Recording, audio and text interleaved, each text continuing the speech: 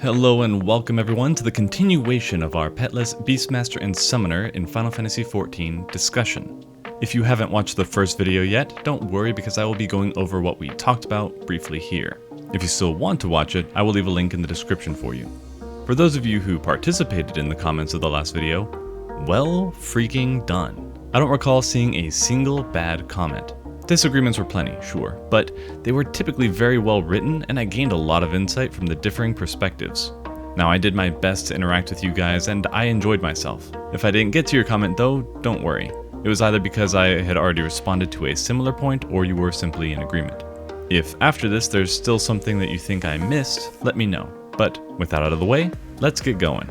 To start, I'd like to clear up some frequent misunderstandings I saw in the comments. First on the list, I like having pets in games, and ideally, having them work independently would be nice in certain scenarios. The title of this series, Petless Classes, is a bit tongue-in-cheek, just something to grab your attention. It's more in reference to taking away the AI elements that make Final Fantasy XIV pets so difficult to work with on both the development and player side. The motive behind my initial ideas was to illustrate that you can still implement pet classes in creative ways that don't rely on that AI functionality. I also just really like transformations in regards to the channeler summoner idea. That being said, it did open the door for conversations about job fantasy that I want to get into a little bit later, so that's a win in my book. Next, I want to address the misconception that I want Beastmaster to be a hybrid between limited and mainline job. I want it to be a main job. The whole point of the last video was to illustrate why it did not need to be a limited job in order to work in Final Fantasy XIV.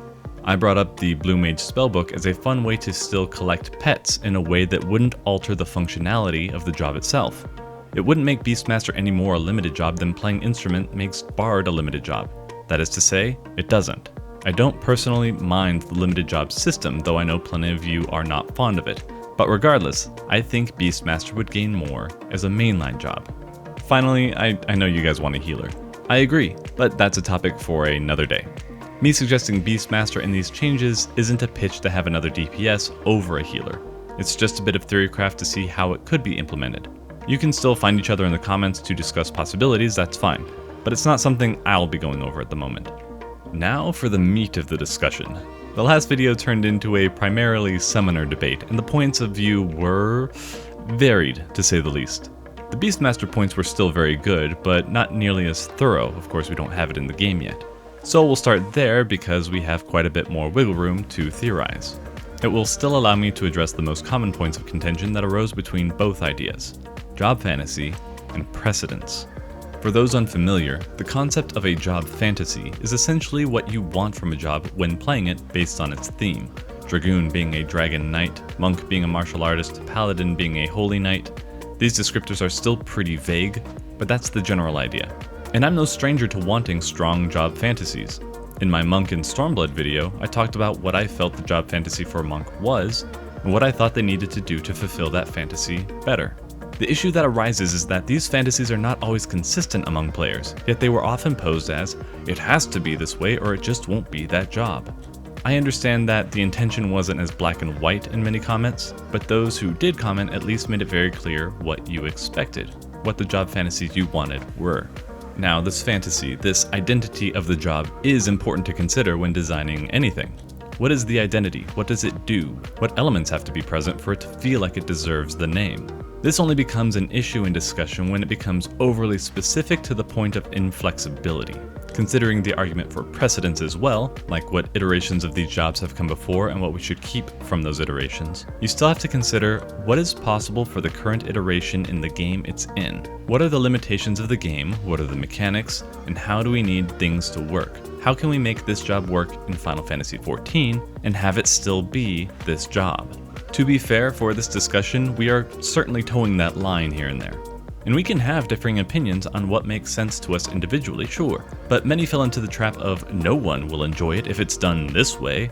This is objectively untrue just based on the comments from the last video alone. Plenty agreed, plenty disagreed, but both sides were present. That being said, I have taken many criticisms of my own ideas to heart, and I think there's a healthy middle ground we can reach. It's impossible to please everyone, of course, but we can definitely expand the common denominator. So how does this affect our ideas for Beastmaster? There were two prevalent opinions. The first group wanted to keep the pet around indefinitely because people play pet classes to have a pet. That would be their ideal fantasy for the job. The other group, however, preferred something similar to Guild Wars 2 Soul Beast class, or Ranjit from the Shadowbringers main story. Their ideal fantasy would be to not only fight alongside their pet, but become one with them and share their power, at least at certain parts of the rotation. Can we find a middle ground for these differing ideas? Well, we're gonna try. The first step would be to make sure that we can have any of our available pets alongside us when we're not in combat. It might seem like an insignificant feature, but having your companion around with you at will is a big deal for many players. When it comes to combat, however, we might have some more flexibility. Ranjit and Soul Beast both have their companions with them at the start of combat, but fuse as the battle goes on. We're already at a good starting point for both fantasies here. Here's how it could look. You start with no weapon, just your pet, and it does all the fighting. Where this differs from Summoner is that the pet would be considered your weapon, though not on the programming side of things. This might get a little complicated, so just bear with me, I'm going to do my best. It moves where you move. It attacks when you would attack. The animations cancel as yours would on any other job. Think like a demi-summon, but it's essentially attached to your hitbox. It just works a little tighter. The closest comparison would be to Tekken 7's Kazumi, where she brings out a tiger to execute some attacks. There's no input delay, just the attack. During combat, you would build a bond with your pet. Yes, I know, another gauge, whatever. It works. Once this bond is complete, your pet literally becomes your weapon, just like Ranjit gets his scythe. This starts a burst phase where you go through a few animations before separating from your pet, and it goes on cooldown to rest while the next pet takes its place. You build another bond and you get a different weapon when you fuse. This can accomplish the idea of having dual axes, a scythe, and a whip, even though a whip is probably a pain in the butt to animate. This would be a similar structure to Summoner's own phases, and there does need to be a good way to distinguish the two, but this is the basic idea. These weapons can look like pure energy or a single model to reduce the workload on the dev sides, and our actual weapon that we get from trials and raids can be a horn or a charm or pokeball for the animals to come out of, I don't care. Whatever is simplest. Of course, this begs the question, just how much work are you gonna make the devs do, Drac? And honestly, it shouldn't be that much more than they already put into a single job's animations. I do not honestly know how the programming side of things works, but I'm gonna do the best with the information available to me. For starters, they already have attack animations for the monsters in the world, and those animations are what I think they should, or at least could, pull from. If they decide to do extra work by making new animations, then that is their decision. And it is true, having multiple weapons for one job might seem like a stretch at face value, but they won't be adding more animations than normal. Some of you may think that just because it's a new weapon, that automatically means it needs a whole job's worth of animations to go with it, but that's not the case. I'm talking about 3 to 5 animations per weapon, and maybe 4 to 6 per pet. Keep in mind these animations can be used multiple times and just have different visual effects, just like some ninjutsus do. Think about it this way. Summoner has nearly 30 unique attack animations when you count each pet individually. As a caster alone, they have around 10 unique animations at any one time. That is, any attack that comes from them and not a summon. The rest belong to the individual pets and summons. Give the pets 3 globals and a couple off globals each, and each weapon 3 attacks. Make the effects as flashy as they need to be to feel good using them so rarely, and we're sitting at a comfortable 24 animations.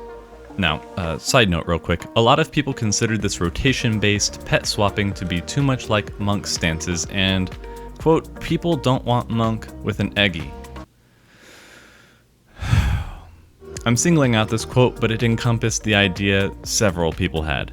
The thing is, you can't take a peripheral mechanic from one job and call it the core identity, then completely disregard the rest of the identifying kit. First of all, stance dancing is a part of Monk's kit, but it is not the defining feature. Grease Lightning and Chakra are, thematically, mechanically, and canonically in the lore of Final Fantasy XIV. This goes back to the earlier conversation about job fantasies. The mechanics of the game are inevitably going to have some overlaps between jobs and how their resources work with their kits. But the main flaw in this thinking is that those resources or peripheral mechanics, such as the existence of stances, are what make jobs what they are. Having Blood of the Dragon doesn't make you Black Mage with a lance. Having Heat Gauge doesn't make you Ninja with a gun. Having your Oath Gauge doesn't make you Shield Warrior. These mechanics still need to be utilized creatively to make sure differences are there, yes, but we can't just count ideas out simply because you can draw a comparison. Anyway, side rant over, moving on. Now, to wrap up this section on Beastmaster, there is a final suggestion that I found to be very compelling.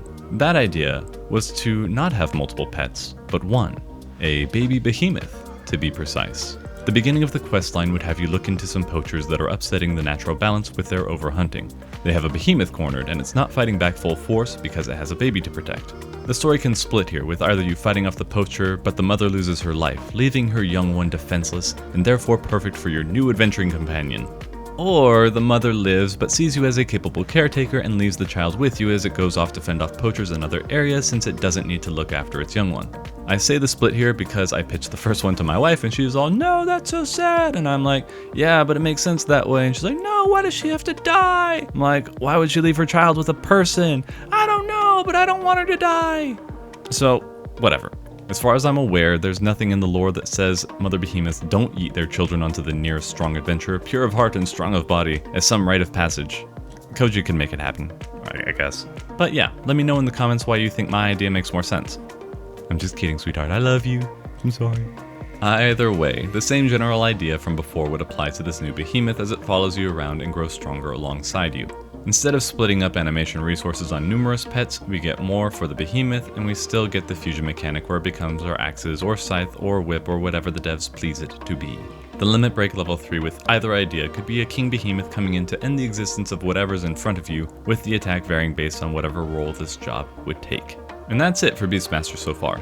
Again, there's no telling how well these methods would work in practice, but hopefully it gives enough food for thought if the devs ever wanted ideas. I am certainly not suggesting they need to take my advice or use my ideas, because they absolutely do not. I think they're fun and creative, especially since they've been evolving because of your participation in the conversation, but the devs need to do what's best for them. If it's too much work, they shouldn't do it. If it's convoluted to execute, they shouldn't do it. But if they can look at these ideas and be like, okay, 90% of this is steaming garbage, but we can actually work with this other 10%, then that is a genuine win in my book. They could not use any of it and I'd still be happy we did this little exercise because it's fun.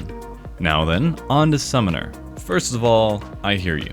I do hear you guys. Summoner should summon things. I'm glad you guys enjoyed my channeler idea, but it was just an example to show that you can tweak how summoners are utilized in order to still achieve the same thing in the end. Unfortunately, it would also lose what makes it special to many of you, and that's fair. To clarify as well, I wasn't using Dreadworm Trance as an inspiration for this idea. Perhaps if Bahamut's head stayed on you with the wings on your back for the duration and also changed your core abilities like Phoenix does, but no, Dreadworm Trance is a tad too underwhelming on its own to inspire much of anything. I agree with you guys on that much. This idea came from something that I'm going to be doing in something else. So, the challenge now is to keep summons in the mix, but still move away from how Eggies currently perform. Ideally, we can find something that fits well enough into the current storyline as well without too many alterations. I'm not sure exactly how demi-summons work, but they're also widely popular, so I'm not touching those here. The idea for Summoner's Kit leading up to that point, however, should probably continue with the theme of a mage who summons rather than keeping Summoner a pet job as it currently is. This goes along with the most common trend in the comments, which referred to Yuna, specifically in Dissidia. As Yuna is one of the most prominent characters of this job, looking to her satisfies the earlier criteria of job fantasy and precedence. That being said, I don't think Summoner's identity as a dot mage needs to change, as I still think its core is solid. It's the Eggies that need to go, or at the very least, change. In the lore, Eggies exist because we can't bring out the full power of the primals they represent. Along that same thinking, we could instead summon pieces of them in place of the attacks that are already available to us. For instance, if you have Ifrit chosen, a summoning circle appears and his arm comes through to deal an attack and you get your Ruin 4 proc, just at a more consistent rate now. For their ultimate skills, however, we could summon a demi version of them to deliver it before they disappear again. As cool as it would be to just have demi summons of Ifrit, Garuda, and Titan, the dev team has kinda written themselves into a corner, lore-wise. This way, we still only partially tap into their power most of the time, while being able to bring out their full strength just long enough for one big attack. I mean, come on, if we can keep Bahamut out, Ifrit and Garuda can stick around for a single ability. This method also requires virtually no change to the Summoner Kit, just the removal of the sleepy Eggies. Honestly, it's interesting they even went with Eggies and demi-summons as persistent companions at all. In terms of precedence, you've only ever had them as a pet in Final Fantasy XI, as far as I know, and it worked there because of the systems in place. Not so much in Final Fantasy XIV. Don't get me wrong, I love Bahamut and Phoenix. In fact, Phoenix was Summoner's definitive selling point for me in the first place. Fortunately, the fact that they follow you around and attack with you instead of on their own seems to make them easier to manage development-wise. I was also running this by Larry to help organize my thoughts, and he made it very clear that he preferred the demi-summon method over how Frey and Queen were handled. Having the active element is a big deal, but he did say we can still just get rid of the Eggies. While making the demi-summons out of all of them could still work for all these reasons, they would need to make the internal decision to overhaul the lore as well to make it line up.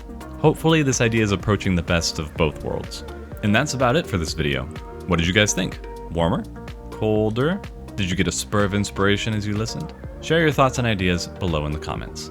Obviously you can't be all that familiar with Beastmaster because 14 doesn't have it yet, but do your best to be familiar with how Summoner currently works before suggesting changes or counterpoints. It just makes the flow of conversation much easier if the premise isn't formed based on misconceptions. It just happened a few times last time, I just want to avoid that this time. Thank you all for watching though.